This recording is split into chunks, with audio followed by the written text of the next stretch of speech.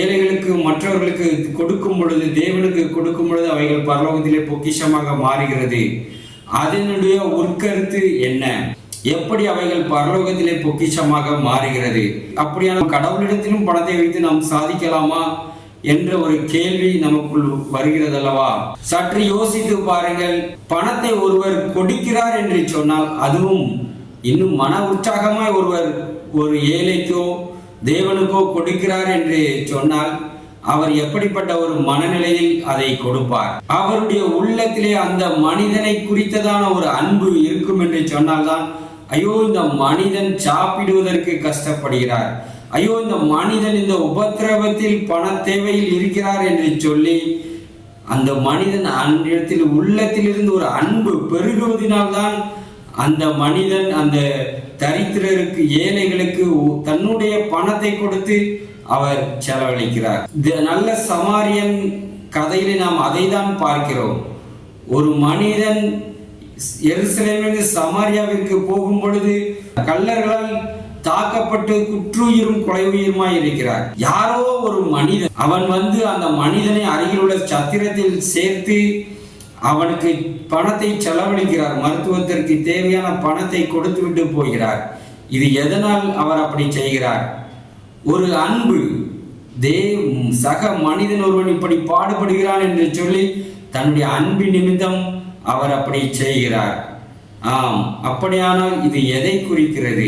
மனிதன் மேல் நாம் கொள்ளுகிற ஒரு அன்பை குறிக்கிறது, நம்மோடு இருக்கும் மனிதர் மேல்.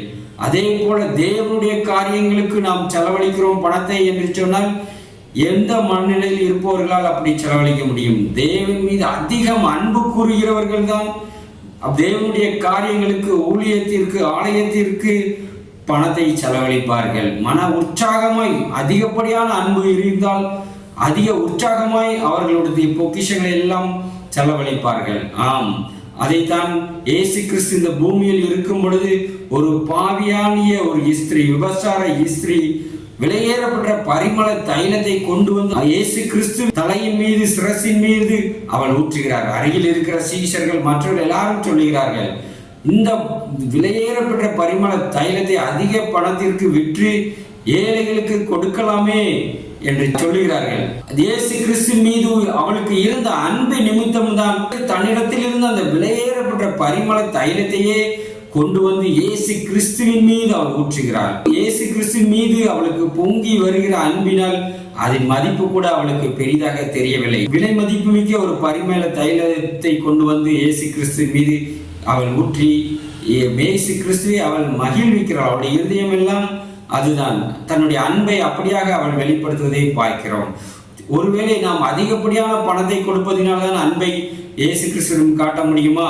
என்னிடத்தில் அதிகம் பணம் இல்லையே என்று கூட நாம் நினைப்போம்.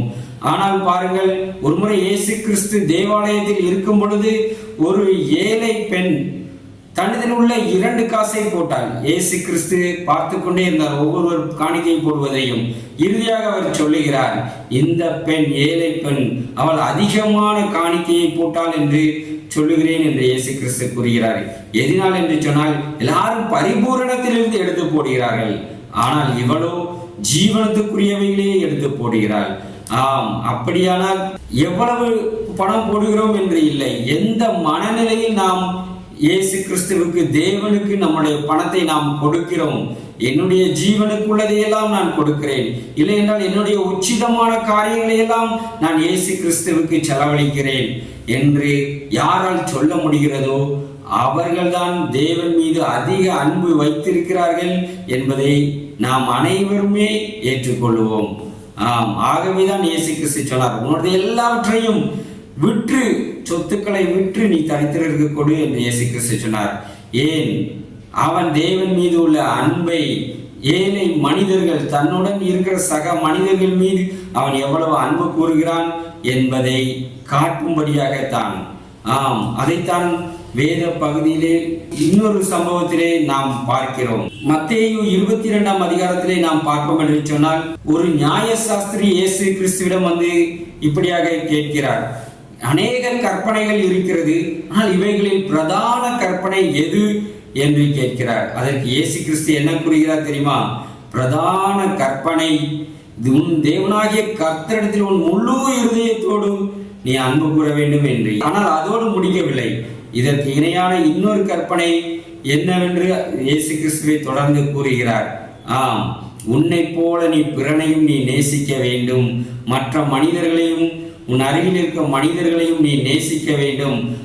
அதுதான் தேவனிடத்தில் அன்பு கூறுவதற்கு இணையான ஒரு கற்பனை. ஆம், நமக்குள் அன்பு இருக்கும் என்று சொன்னால் நாம் தேவனுக்கும் மனிதருக்கும் உற்சாகமாய் நாம் கொடுப்போம். அதன் மூலம் தேவனுடைய பிரதான கற்பனையை நாம் நிறைவேற்றுவோம். அது வெறும் பிரதான கற்பனை மாத்திரம் அல்ல, இந்த இரு கற்பனைகளில் நியாயப்பிரமாணம் முழுவதும் அடங்கி இருக்கிறது என்று இயேசு கிறிஸ்து கூறுகிறார். தேவனிடத்திலும் மனிதரிடத்திலும் அதிகப்படியான அன்பை நாம் வெளிப்படுத்தும் பொழுது நாம் அத்தனை பிரதான கற்பனைகளையும் நாம் நிறைவேற்றினதற்கு அவைகள் ஈடாக இருக்கிறது. ஆகவேதான் தேவன் சொன்னார், உற்சாகமாய் கொடுக்கிறவனிடத்தில் நான் பிரியமாய் இருக்கிறேன் என்று.